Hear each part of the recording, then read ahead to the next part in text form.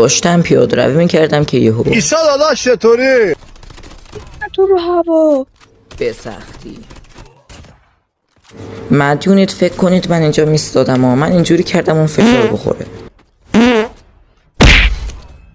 بابا بیا دیگه یارق سرم بیا دیگه. از قدیم گفتند نمک در نمکدان شوری ندارد، کاتانا با کسی شوخی ندارد. پس کاتانا رو میکشیم میریم تو. انگشتی های فلج داشتاپی رو مشاهده میکنیم